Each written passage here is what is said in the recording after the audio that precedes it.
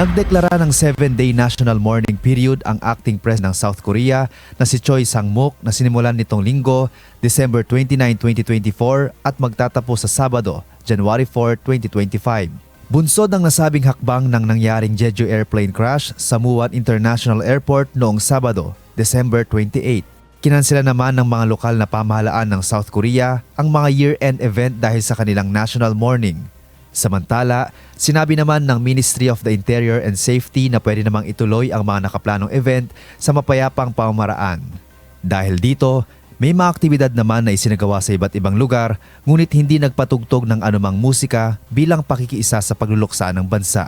Naglagay naman ng Joint Memorial Altar ang Seoul City para sa mga biktima ng fatal plane crash.